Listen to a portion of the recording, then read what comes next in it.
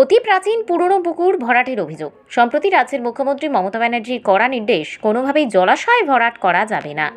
অথচ রঘুনাথগঞ্জ থানার অন্তর্গত মঙ্গলবাড়ি ব্রিজ থেকে রাজানগর যাওয়ার পথে মঙ্গলবাড়ি ব্রিজ রোড সংলগ্ন এলাকায় কিভাবে চলছে পুকুর ভরাট দেখুন চিত্র। অবিলম্বে বন্ধ করার আর্জি জানান প্রশাসনের কাছে স্থানীয়রা। গ্রাম পঞ্চায়েত ও প্রশাসন সকলের নির্দেশকে উপেক্ষা করেই চলছে পুকুর ভরাটের কাজ। স্থানীয় প্রভাবশালী ব্যক্তিরা চালাচ্ছেন বলে অভিযোগ। অতি প্রাচীন পুকুরটি সাগরদিঘি থামার পয়েন্টের ছাই এনে ভরাট কাজ চালাচ্ছেন তারা, যার ফলে ক্ষোভ প্রকাশ করেন পুকুর লাগোয়া এলাকার বাসিন্দারাই। স্থানীয় বাসিন্দাদের অভিযোগ, তারা বহু বছর ধরে পুকুর দেখে আসছেন। বেশ কিছুদিন ধরে উৎপাত শুরু হয়েছে এই পুকুর ভরাটের কাজ। সুযোগ বুঝে মাঝে মধ্যেই সবার অলক্ষ্যে ছাই এনে পুকুরটি ভরাট করার কাজ চালাচ্ছেন স্থানীয় অসাধু ব্যক্তিরা। আবার স্থানীয়দের কোনো কথাই শোনেন না তারা। অবিলম্বে প্রশাসনের কড়া ব্যবস্থা নেওয়া দরকার তাদের বিরুদ্ধে। মুখ্যমন্ত্রীর কড়া নির্দেশ আছে, কোথাও কোথাও পুকুর বা জলাভূমি ভরাট করা যাবে না। তা সত্ত্বেও কী করে এই ভরাটের কাজ চালাচ্ছেন প্রশ্নচিহ্ন রয়ে যাচ্ছে। তবে অভিযোগ পাওয়া মাত্রই ঘটনাস্থলে পৌঁছায় রঘুনাথগঞ্জ 1 ব্লক ভূমি ও ভূমি সংস্কারের রেভিনিউ ইন্সপেক্টর। ঘটনাস্থলে এসে তদন্ত করে নির্দেশ দেন পুকুর মালিককে, যেগুলো পুকুর ভরাটের উদ্দেশ্যে ছাই ফেলা হয়েছিল সেগুলো যেন দ্রুত পুকুর থেকে তুলে ফেলতে নির্দেশ দেন।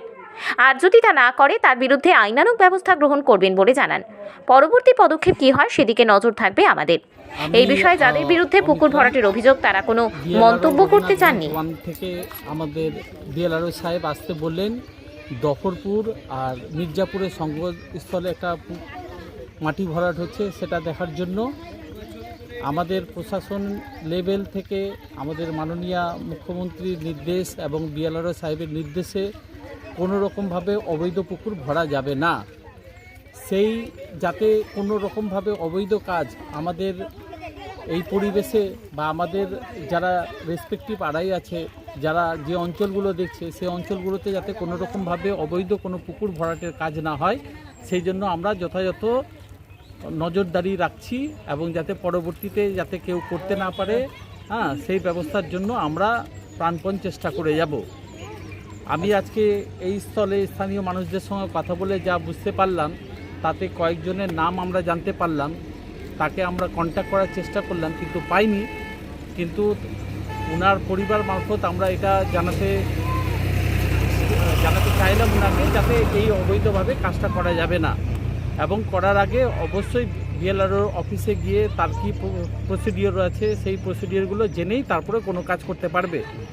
এরপরে যদি কোনো রকমভাবে যদি কোনো ফার্দার যদি আমরা এরকম মাটি ভরাট যদি এই স্থানে দেখি, তাহলে প্রশাসন লেভেলে সেই ব্যাপারটা চলে যাবে, তখন আর আমাদের হাতে আর কিছু করার থাকবে না।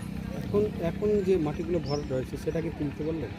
আমি তো তুলতে বললাম, কিন্তু যিনি যে করছে তাকে তো আমরা স্পটে পাইনি। কিন্তু আমি আমার আশেপাশের লোকের মারফত আমি তাকে জানাতে চাইছি যে এই জায়গাটা ইমিডিয়েটলি খালি করার জন্য। স্থানীয় মানুষের কি অভিযোগ পেলেন?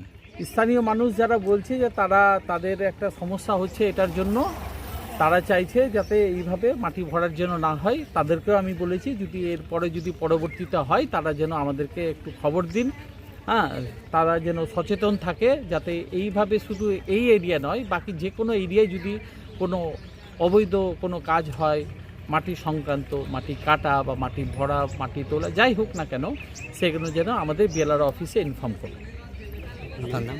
আমার নাম অমিত রাম আড়াই।